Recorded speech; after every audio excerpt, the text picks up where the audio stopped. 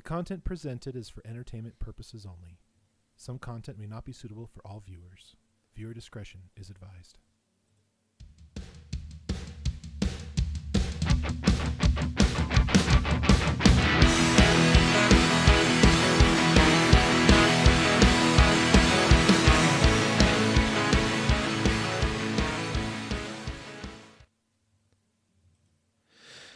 All right, so there's a lot of interesting things going on in the news as of late, and so I kind of want to talk a little bit about the Democrat leaders are actually looking to refund the police, which is really interesting.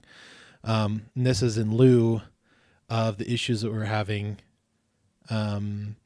across the nation. I mean, there's a lot of cities that are having a lot of issues with these quote-unquote peaceful protests, a.k.a. riots. So the first particular article I want to read from is actually talking about the mayor of Portland, Oregon, which a lot of these issues are having, and millions and millions of dollars of damages and everything. So I quote: "The mayor of Portland, Oregon, called for nearly $2 million in additional funding for the city's police force and other agencies, citing a rise in homicides and other violent crime." Interesting. But members of the city council were either mum or not fully committed so far on whether they'll back the plan, according to reports. The request by second-term mayor Ted Wheeler came Friday during his State of the City address, and 3 days after Wheeler condemned one of the latest killings in the city, the broad daylight slaying of a 42-year-old man in a city park on Tuesday. "The shooting was brazen and horrific," Wheeler wrote on Twitter. "The city and its partners are working hard to prevent and reduce gun violence. It's a public health crisis that's harming our entire community." So I think it's really interesting because if you read this article, the mayor actually initially defunded the police by $16 million. And after, the 2020 and part of 2021 and all the things that have been going on as far as like these protests that turn into riots and looting and arson, and just, damaging businesses and stuff like that, he's finally wanting to put in another $2 million. Now that's a huge gap. That's a $14 million gap. And I just think it's curious. It's highly sus. So I'm curious why the governor thought it was a good idea to remove a large chunk of the police force and keep the rioting instead of keeping the rioting at bay in the first place. We don't need less police in a state where we're having like these riots and have had 20 deaths due to them, just this past year. And do they not realize that we need more? I find it interesting that these individuals that are running, like the mayors and stuff like that in the local sectors, where they decide to pull the people out that are basically enforcing our laws. It's just like, it doesn't make any sense. And then, some of these recent riots and stuff, we have police just standing by, like the whole, Kyle Rittenhouse, issue where, he was out helping during the, some rioting, looting, over in his neck of the woods. And the police just stood by and just kind of waited for it to die down. And then they go in and put out the fires and stuff like that. That doesn't make any sense to me.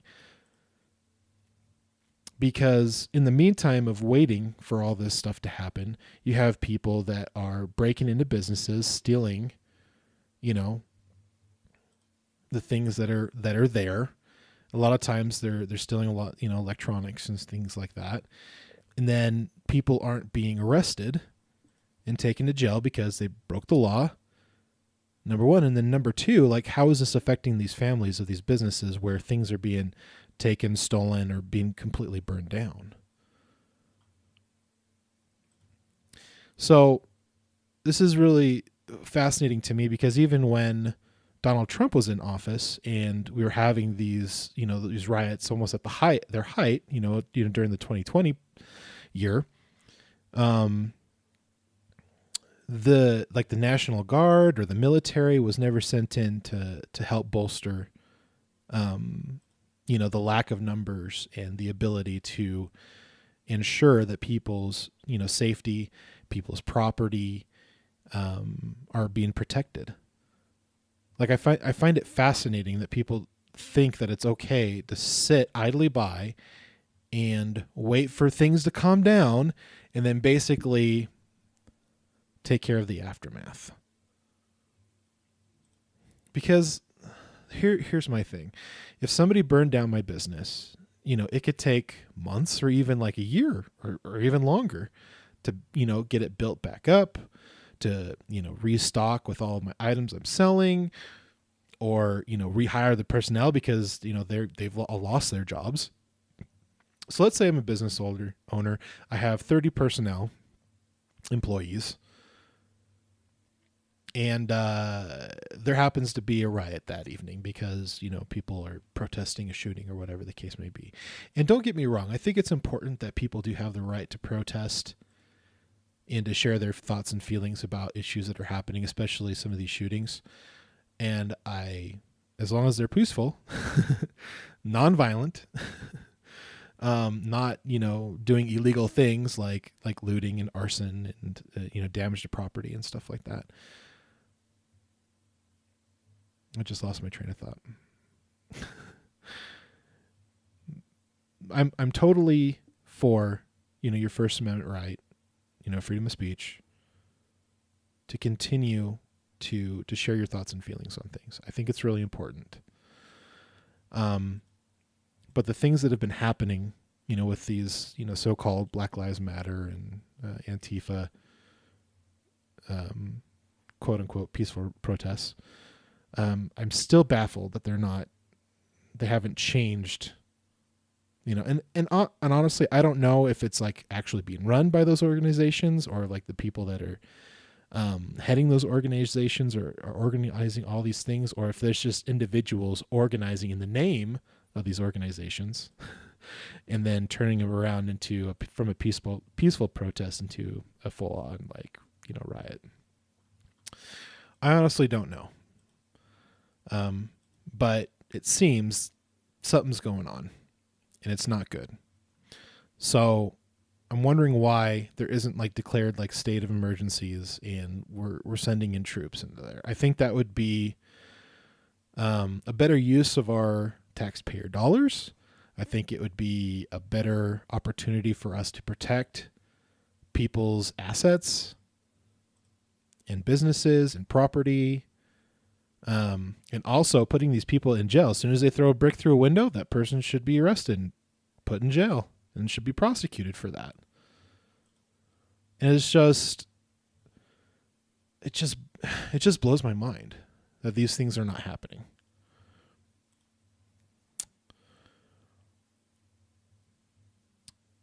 So, I get that there's optics.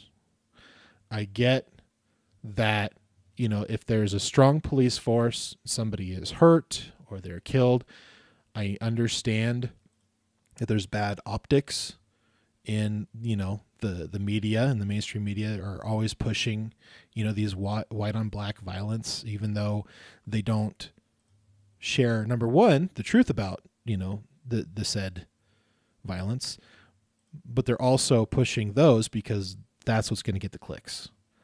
That's what gets people's attention.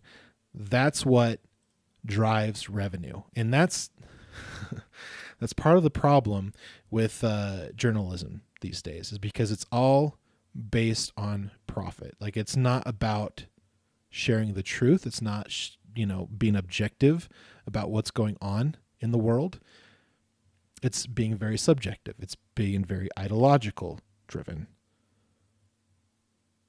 And if we continue down this path, it's not going to end well. And especially with watching these riots and just basically letting them happen, and anybody that is arrested, they're released on bail by some very interesting organizations and people. That's some interesting stuff to look into. But wow, like, we really need to stop playing to the radical left propaganda and take the problems head on and be as objective and as safe as possible. Like, I understand there's going to be bad things that are going to happen. People are going to get hurt in these kinds of situations. But the thing is that they're perpetrating violence and they're destroying things, and we need to do something about it. Unfortunately, I'm a man with a microphone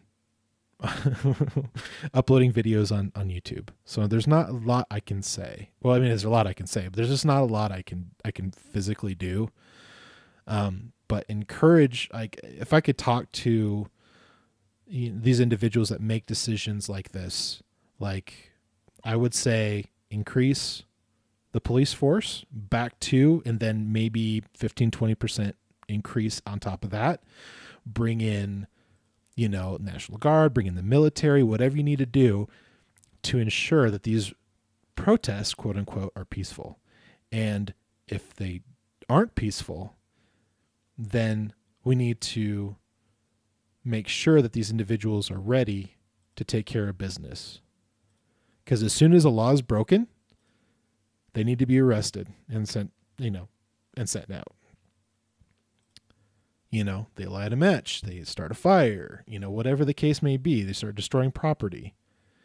They start brandishing weapons, hurting people. Something needs to be done.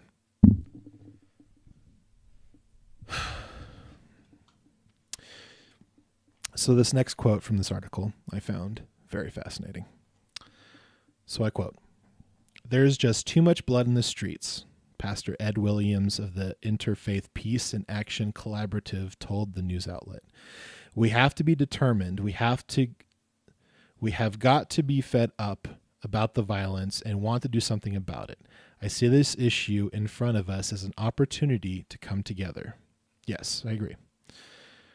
But, it says, defund the police efforts swept across the U.S. last year. Oh, I'm sorry. Defund the police. This is after that. I'm just being silly. Defund the police efforts swept across the U.S. last year, prompted in part by allegations of excessive force by police officers, particularly against blacks and other minorities. The issue gained steam following the deaths of George Floyd in police custody in Minneapolis last May, and Breonna Taylor in a police raid on her home in Louisville, Kentucky. Exactly 1 year ago Saturday, I can't remember when this particular one was released. Over the past year, Portland has seen violent protests among daily and nightly. Has also seen numerous shooting deaths, including that of Patriot Prayer supporter Aaron J. Danielson last August. That shooting was linked to suspect Michael Forrest Rennell, an Antifa supporter who was killed by law enforcement officers several days later. And that's the thing we got to remember. We got to remember people are human. People are going to make mistakes. Now, obviously, if there is police excessive force or brutality or whatever the case may be, obviously, we need to make sure those people are prosecuted. We need to make sure that if they are using excessive force and they have continued to use excessive force, they should not be an officer anymore. The force should be dependent on the situation. If somebody pulls out a knife and starts walking towards you, there should be a defense in case of that. Because obviously these officers are people as well. They should be able to defend themselves and go home safe and sound to their families. But obviously, it's a case-by-case basis. We can't automatically say that all police are brutal and all police are going to use excessive force, because that's not the case. But again, just like a bushel of apples, there's going to be good ones, there's going to be bad ones. And so we got to take each matter case by case. I think that's something we have to remember. We can't, again, this is what bugs me about mainstream media and, the radical left and liberals, is because they're going to perpetuate their narrative. And so if 5 people were killed in shootings, 1 of them were black, 4 of them were Latino, and then 5 of them were white, which one do you think they're going to put out in front and center? Just saying. But in my opinion, it shouldn't be about race or making things like racial and racist and stuff like that, because it's very difficult, number one, to prove in court that it was racially based or whatever, or, construed as a hate crime. But the matter should be a life was taken, and we need to figure out if it was taken needlessly, or if the steps weren't taken properly to defend themselves, or if they excessively defended themselves. Because obviously shooting somebody in the back, when the situation has calmed down and the person is no longer a threat, obviously you shouldn't be shooting somebody in the back.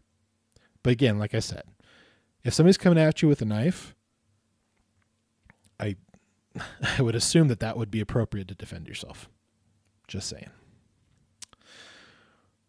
So there have been some shootings that have been detrimental to the support of law enforcement.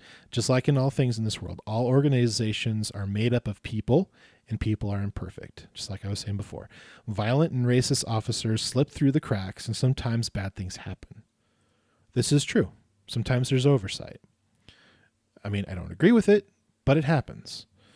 The vast majority of people in this world are good, and the vast majority of people are good people doing their best to do an impossible task of keeping communities safe.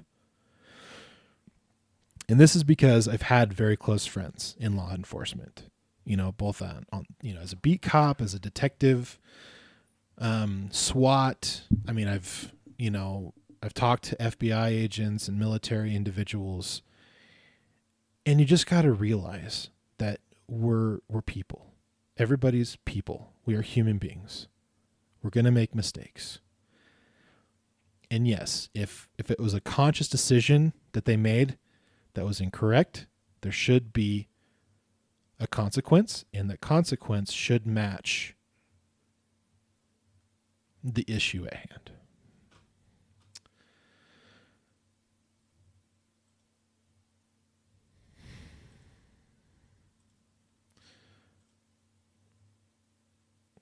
So here's some ideas. When it comes to media and the news and journalism, we desperately need people in the media that are not going to pick sides. They're not going to believe what they're told. They're going to find the facts, they're going to find the evidence, and they're going to give a very objective, very non-discriminatory from one side or the other, and just give us the news as it is. So-so was shot, during a riot or a protest or whatever the case may be. And honestly, color doesn't matter, in my opinion, because at the core of the issue, it's the deed. For me anyways. Why it happened, why it didn't happen, it doesn't really matter. What matters is that it happened. And if you can prove that what happened was done, knowingly, then obviously the punishment needs to fit the crime. We do need more funding in law enforcement. We do need more funding in military. And I think, in my opinion, that it's being broken. I mean, when you got the fire trucks and the ambulances and the this last one with the Rittenhouse and everything, what was going on, over there. It's just surprising that they were just waiting for it to die down and for people to disperse and, get bored and leave. And then they go in and pick up the pieces. But it's like, did we need to let it break in the first place? Could it have been prevented? Could it have, But again, I'm just I'm just a dude with a microphone. So anyways, would love to hear your thoughts and opinions about the idea of these leaders refunding the police and possibly getting some more, individuals in a more uniform. So maybe we can stop some of these things or at least slow some of them down. It would be really great if we did, especially in these hot spots, like Portland and Boston, New York and Chicago and Los Angeles and, so on and so forth. But I'd love to hear your thoughts. If we should refund the police, and if we shouldn't refund the police, why? I'd love to hear your thoughts. So leave a comment below. The Democratic Party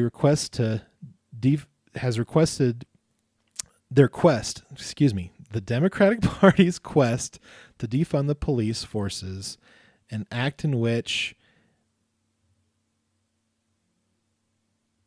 is to its hard left-wing base, has come to a very bitter end. The results surge in violent crime has produced a massive public backlash that threatens the careers of elected Democrats throughout the nation. Naturally, the endangered species is trying to distance itself swiftly from the wreckage that defund the police has left behind.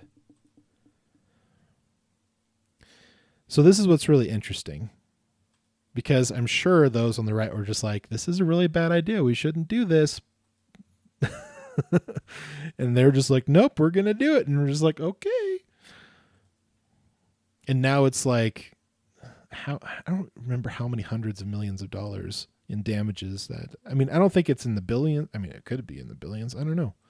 Let's look real quick. Total damages due to riots. Because I'm pretty sure there was a counter at some point. Oh my God. Okay.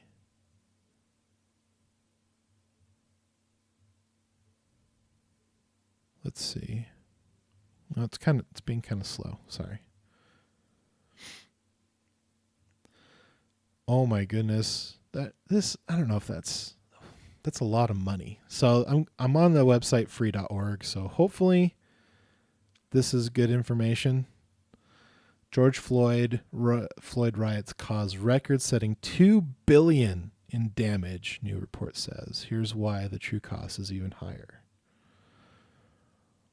Well, that's freaking nuts, man. Arson, vandalism, looting.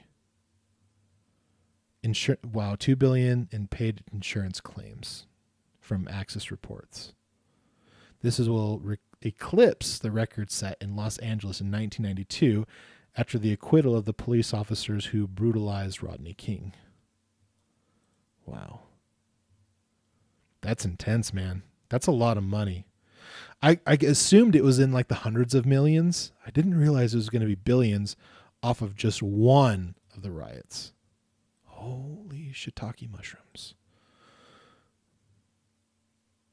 This is just a testament of like, and you know what? I bet you just like when in the whole COVID shutdowns, where a lot of these businesses had to close doors and send everybody home and say, sorry, we don't have business right now. And a lot of those businesses didn't come back. Some of the ones that were more established and had savings and everything like that, they probably came back. And some of them didn't want to come back to like places like, LA.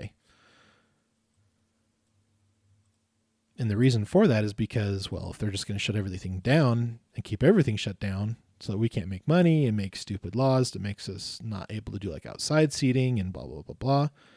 Why would we continue to do business in this state? Makes sense to me. Same thing with these riots and stuff like that. Don't allow. Sorry, I had to pop up. Like, for instance, if I had a business in, let's say, in Salt Lake City, and there was a riot in Salt Lake City, and my business was broken into, like all the windows were busted out, all the doors were knocked down, all of the merchandise and computers and like everything was stolen, that was worth anything, and everything else that was left behind was burned to the ground.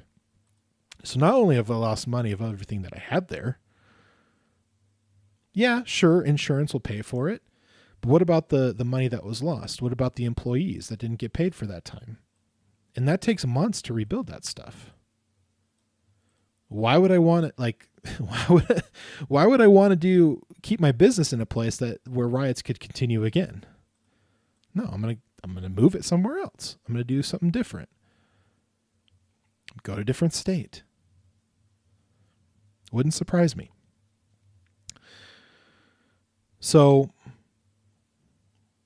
as far as like people starting to come around and say, okay, this whole defund police thing was probably not the best idea, especially with these surges in violent crimes and like public, shootings, and now we're having a lot of public backlash over it. Now people are going, now those that are in power are like, oh, well, maybe we shouldn't do this. It's really interesting. But it is a good thing that the Democrats are coming around to refund the police. But it is sad that it took them this long to realize the destruction that has been wreaking havoc in these cities and by these groups being completely unchallenged. If you need to make omelets, you're going to have to break a few eggs. Now, with me personally, I don't like the idea of people getting hurt. I don't like the idea of people being killed. Even people that have done the most heinous crimes, I don't believe that people should be killed. I mean, yeah, they're going to have to live a very reclusive, very close eye, incarcerated life. But again, I do believe that all life is precious, and I don't think that life should be taken no matter the circumstances. And maybe I'm, being an idealist and thinking maybe people can have a second, third, or fourth chance. But I digress. My question, though, is that now some of these Democratic leaders are now deciding that, oh, okay, maybe we made a mistake. We should start refunding the police. We should start getting, more things together. Again, I still don't understand why President Trump didn't declare states of emergency and send troops over there to these different places that are having these riots and stuff like that, and be more prepared in those areas where it's happening. But if we inject the past budgets of the police force and increase it, like I'm saying, like maybe 15, maybe 20%, include some military in these more destructive demonstration areas, and maybe we can slow it. I mean, ideally we would want to like have such force there where they just go, okay, we're just going to hold our signs and protest and yell and chant. And then when we're done, we're going to go home, instead of arson, looting, destroying.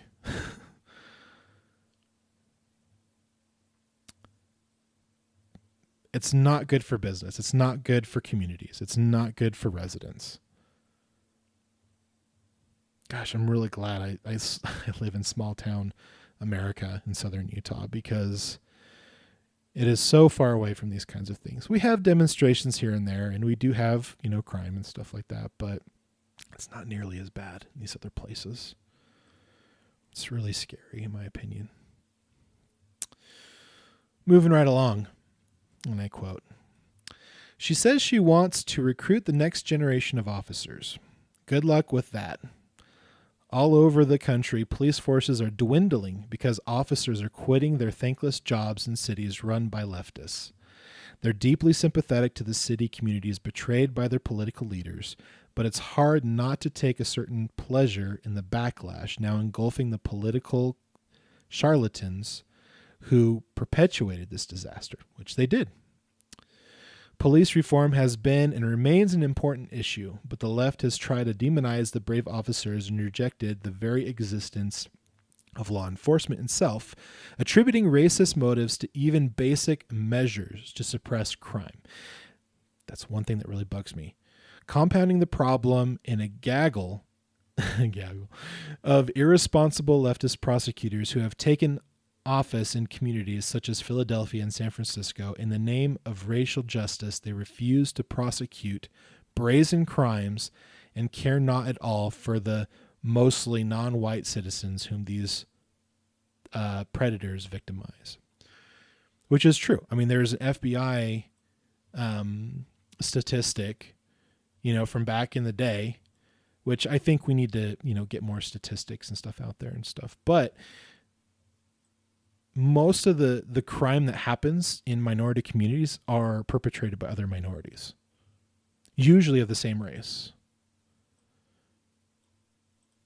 And obviously, depending on where you're at in the world, obviously, if you're in, a place out west and it's predominantly white, there's probably going to be predominantly white on white violence. Just like if you go further out east in the more predominantly minority areas of the country, it's going to be perpetuated by other minorities. That's part of the thing too. But yes, there are instances, where the situation was not correct, and the officers have done things that they shouldn't have, and should have done it differently. I agree. Like, it's horrific watching videos of people who haven't done anything or are being questioned, and they turn around and run and get shot in the back. Those are terrible, and they're sad. And honestly, my heart reaches out for those families. But at the end of the day, crime is crime. It doesn't matter if, their sexual orientation. It doesn't matter their race. It doesn't matter if they're rich or poor. Crime doesn't, it's, what's the word? It's not,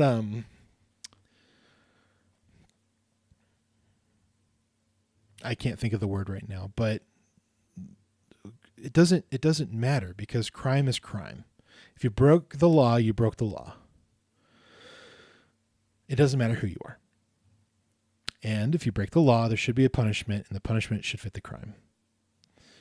But we need to look at it from a perspective and with objectivity. And it needs to be factual. And just like everybody that breaks the law and does bad things, should be prosecuted. We live in a very interesting country where that individual that even broke the law and done it really poorly, broke the law really badly. I can't talk today. I'm tired. It's late. But they also need to be represented properly as well. And again, I keep falling back to the Rittenhouse, where the prosecutor and the way that they prosecuted Rittenhouse was just so terrible. Like, so bad that the judge called him out on it. Like, that shouldn't happen. Like, they should have had proper representation for the prosecution as well. And I don't think they had the right person for the job. It's just my opinion. And I might be wrong, but I'd love to hear your thoughts. I do believe that everybody deserves a second chance. And what's really sad, and what's the things that have been going on with this whole Rittenhouse thing, is that even though he was found not guilty on all accounts and all the charges were dropped, it's still affecting his life today. And just like it would happen to any other person, regardless of color or sex or whatever, these things have ripple effects in people's lives.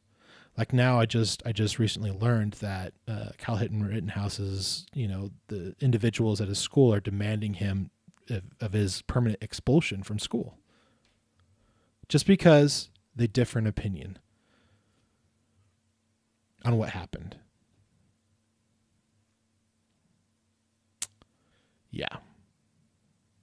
Again, this is like all about being better human beings, because I believe that people can change. And mental instability is important to look at as well. Because oftentimes with these crimes, especially major crimes, it's usually due to somebody, on drugs or unable to get drugs or unable to get the medication that they need to keep them in a proper state of being or of mental state. And it's like often we don't talk about that. We talk about the surface issues. Oh, this is a gun issue. We have a shooting here at a school. We should be taking everybody's guns.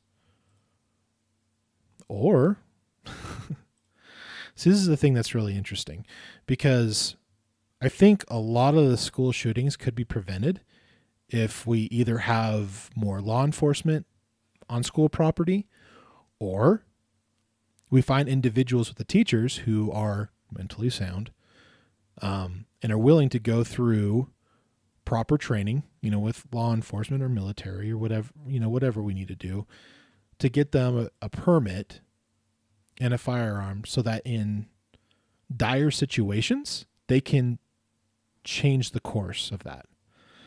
Like, I grew up in a time where the Columbine shooting was a really big deal. Columbine shooting.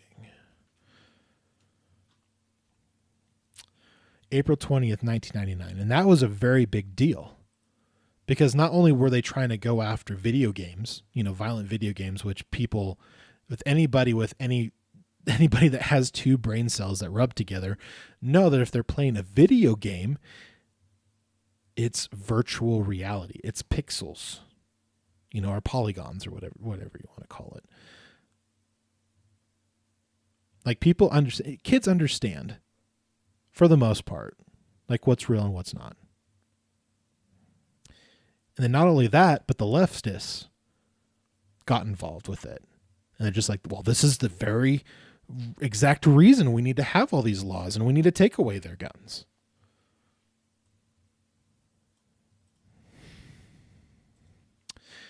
And it's sad, because I feel like if they had either the proper law enforcement there, or if they had teachers that were trained and were willing to, go through these different trainings where they can properly mobilize and have intel and actually could protect students much quicker, because they're going to be waiting for the cops for at least depending on where you live, you might not get a cop over at your house in an emergency between 5 and 15 minutes, maybe.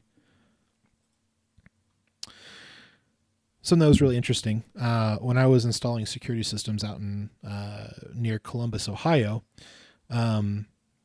me and a couple of my technicians, we were installing some security systems at home, and there were some kids outside, hanging out and laughing and carrying on, and we're just doing whatever. And so we're outside, like, installing cameras, and all of a sudden we hear pat pat pat pat pat, and I remember turning over and I could see the flash, the flashes from the handgun, and of course, they all scattered and run away. And then here comes a cop car 10 minutes later, just kind of rolls down the road. Of course, everybody's gone, and it's just like, what do you do?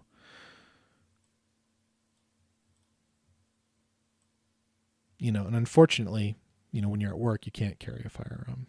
But if the individuals at their homes had the firearms, I would have felt much safer, instead of, running into the house and ducking under the window and hope they decide not to come to the house and continue shooting.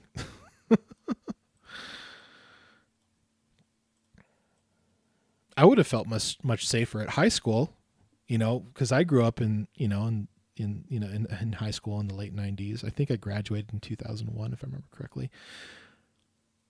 I would have felt much safer after the Columbine shooting if let's say 15-20% of the faculty went through firearm training, and each of them had like an AR rifle and a handgun, and then when they get the lockdown signal, they put on their bullet, they put on their their Kevlar, they grab their guns, they rack it, And they wait on their walkie-talkie for somebody to tell them where to go. I mean, that's just an idea. I mean, I don't know if I'm right or wrong, but it's just an idea.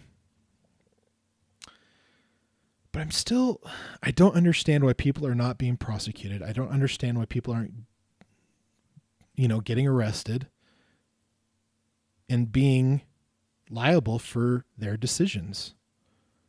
And why are they being bailed out by people with deep, and organizations with deep pockets? Why is Black Lives Matter not helping Black lives in Black communities and change culture? That's something I thought was very interesting when I was, living out east and talking with these individuals in these predominantly, Black communities. They're very vocal and very much want to change the issues that are going on in their communities. Very passionate, very open to talk about it, which I thought was very interesting.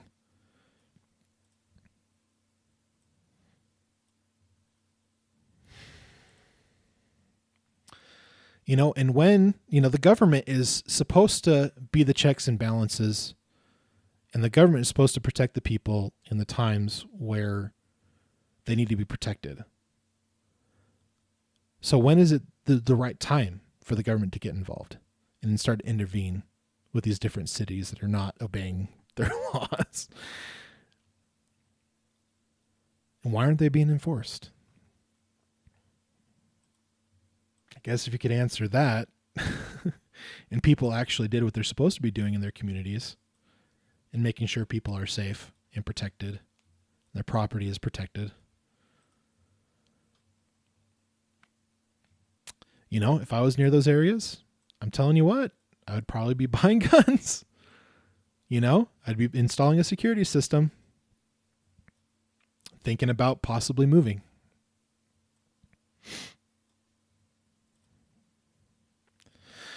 But anyways, you guys, thank you so much for watching another episode. And I know these solo ones are not everybody's favorite. I know everybody likes to, have the group here. But I do appreciate you listening. And if you made it this far, hopefully we've earned your subscription today. And you follow us, subscribe, and hit that damn notification bell so you know when we drop these videos. Let's be better human beings today than we were yesterday. And from our family to yours. I can't talk today. Good night.